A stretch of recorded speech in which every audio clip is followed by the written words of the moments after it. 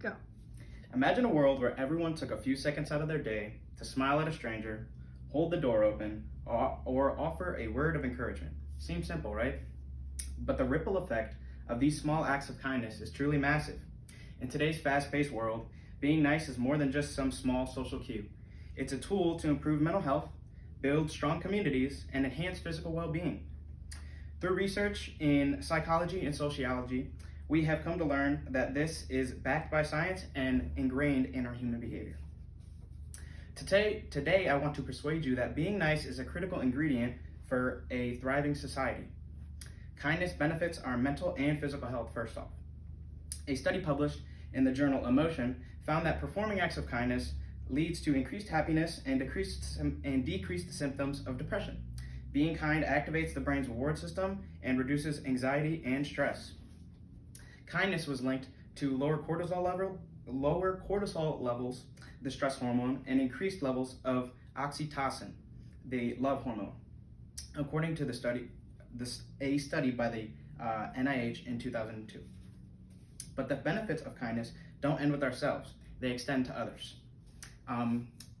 Most people, I can say personally I have, but I feel like most people were bullied at one point in their life, whether it was people said you're ugly, you're fat, oh, you're short, anything. People have been bullied before, but I feel like most people have experienced it at one point in their life. These are just some Getty Images examples of, people getting bullied, but I feel like most people understand firsthand what it means to get bullied. Along with that, others form a sense of trust, cooperation, and empathy when you show them kindness.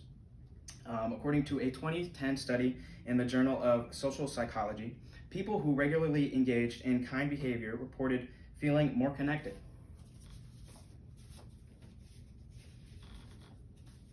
When people feel valued and respected, they're more likely to reciprocate it. Empathy and kindness are foundational in creating pro-social behaviors, according to a study by Eisenberg and Miller in the National Library of Medicine in 1987. These individual and relational benefits build momentum that can influence a society on a larger scale. This is a chart of the prevalence of suicide behavior according to the bullying role.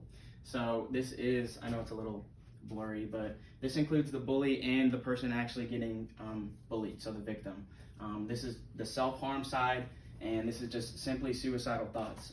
Most of the time, it is the bully and the victim that is experiencing these suicidal thoughts. So, inflicting self-harm on themselves. So I think as a whole, if we're just nicer to others, commit kind acts, these numbers will go down, and we won't see this as a whole. Small acts of kindness create large-scale social change. According to a study by the BMJ in 2008, sociological research suggests that pro-social behavior can influence others in a way of compassion. Kindness is a form of social modeling. When we see it, we are more likely to do it. I personally see it in my everyday lives. I take after my parents. Most people do. When you're, raised from a child, if your parent is usually pretty mean, you're probably going to be a pretty mean person. We've probably seen that in our everyday lives.